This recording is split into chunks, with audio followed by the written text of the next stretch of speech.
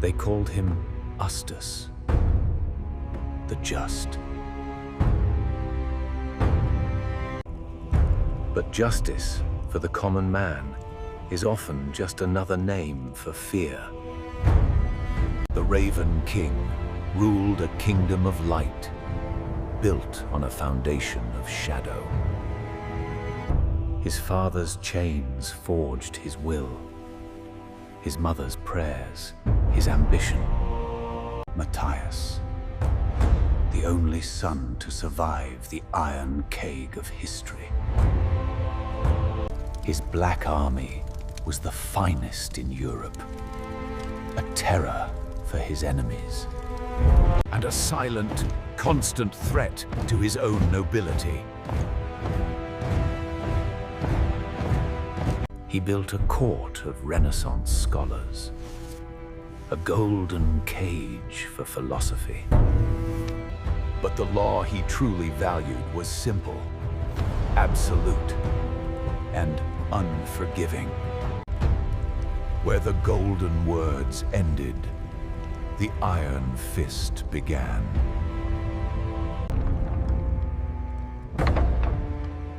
He was obsessed with order.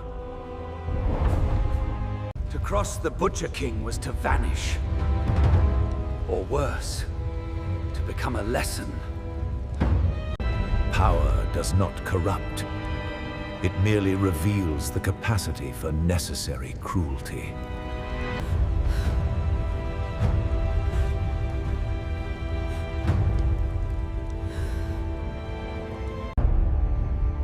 His court was lavish, but silence was the true host at his table. He traveled his kingdom, not in procession, but in judgment. Every village had a grievance. Every grievance, a swift answer. He demanded total honesty, a virtue most men reserved for the grave. Tax collector, the corrupt noble, the petty thief, all equal under the Raven. The Butcher King had a simple remedy for corruption. A lesson in steel. A monument to obedience. He left his mark on the landscape. A warning written in bone.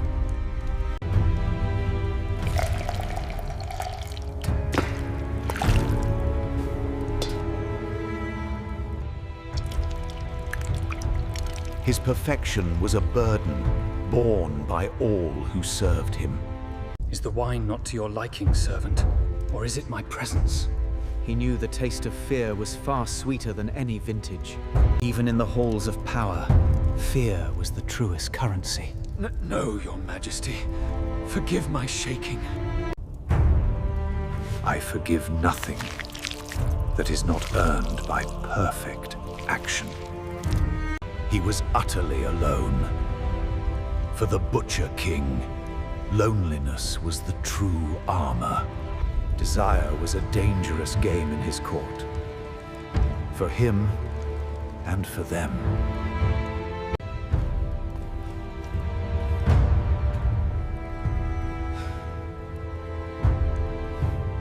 His queen, a foreign star in the Hungarian night. But love is weakness.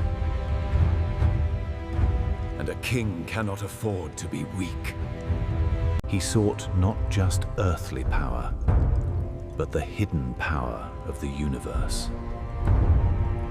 The pursuit of knowledge, the hunger for an heir. Two sides of the same madness. He pressed his physicians for secrets, for immortality, for control. They sought to challenge the very fabric of existence. Your majesty, no man can truly defy God's clock. The sands of time reveal all forbidden truths. Then find me a greater clock, old fool, Or I'll stop yours myself. Time, The only king he truly feared. The only thief he could not punish. His campaigns were brilliant. His mind, a cold, calculating machine. His orders were absolute. Victory, or the shame of the Raven's anger. He conquered cities, but he could not conquer the silence within his own heart. The warmth of a fire, the warmth of a family, both denied to the Iron Ruler.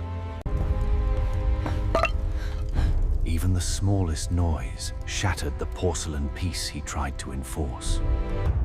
The fear was infectious. It spread from the throne outward, consuming the court. The Raven saw everything, and the Raven forgot nothing. Prayed, not for forgiveness, but for strength, for a greater longevity. He believed his rule was divine, a brutal grace bestowed upon the Magyars. The chains of history, the chains of law. For a man of iron, your laws are merely a tyrant's convenience, Corvinus. A defiant truth whispered in the shadow of empire. Defiance was a final luxury, soon replaced by the practicalities of the rack. The practicalities of his justice were not concerned with the soul. But his rule was popular, a harsh hand that ensured the small man's safety.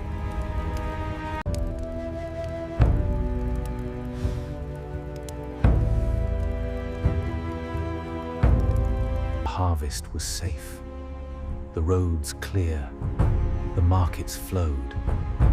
His peace. The shadow of the hussar kept the wolves from the door. The great lords, however, felt only the chill of the Butcher King's gaze. His spies were everywhere. The very walls had ears crafted in Buddha. He looked east. He saw the Turk. But he also saw the brutal truth of Vlad. The line between his justice and true savagery was often thin.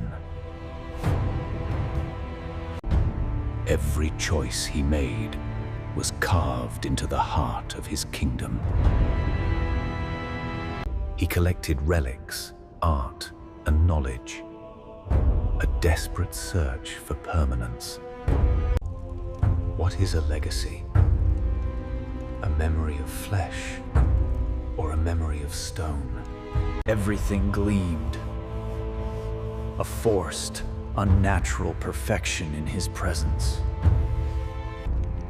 He measured himself against the Caesars, the conquerors, the madmen.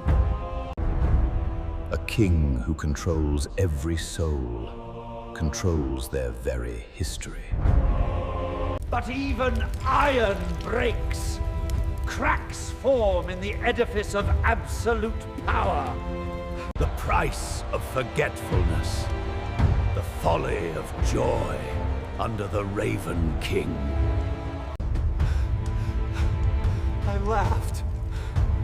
God forgive me, I laughed. Walls remember. The wood remembers. The very air remembers. His final years were a search for an heir, a bloodline to justify the butchery. Son of the king, not the son of the queen. A fatal complication.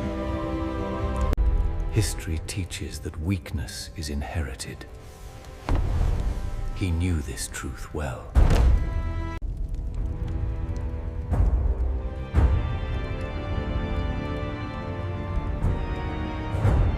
The final scene is always the simplest. A drink, a breath, the end of the rain. On a cold April morning, the Butcher King drank the liquid of his own fate. The sudden fire of the unknown. The shock of the stolen future. The perfection shattered. The final command ignored by his own body. He who controlled everything, controlled nothing in his last moment. The crowd of vultures descends. The false tears begin to flow. His power died in a splash of water, leaving behind only the cold coin of fear. Butcher King was dead, and the wolves were already at the gates. The sudden freedom unlocked the greed he had kept chained for decades.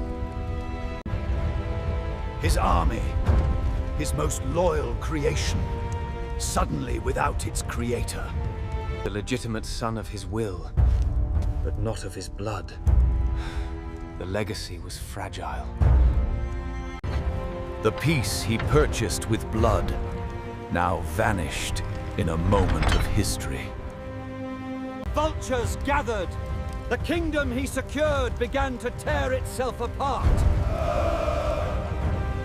The raven fell, and the shadows he commanded devoured his own house. He who tried to master death only succeeded in mastering a The land remembers the King of Iron. The stain of a butcher, the cost of order, the legacy of the Iron Fist. But the fear, the cold order, it never truly leaves. The silence he enforced outlived his final breath.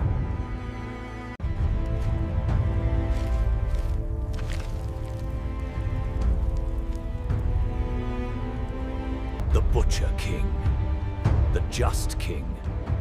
The names mattered less than the scar he left.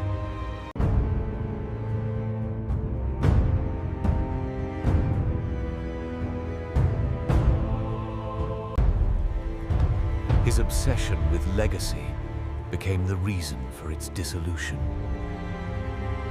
Nature reclaims the stone, but not the memory of the Iron Heart. The crack in the wall, the crack in the certainty, the return of the chaos. The wolves, once held back by fear, now feasted freely. Even the opportunists found no lasting peace in the king's absence.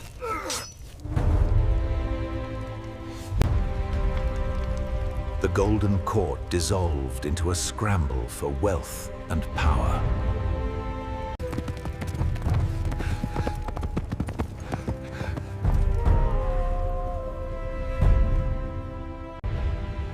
Power for the living is always a transactional and temporary contract. The great cities he took were lost. The future was The people returned to their primal fear. The fear of the other king. The myth was already stronger than the man, the legend more comforting than the truth. The true raven never served the king. It merely waited for the feast.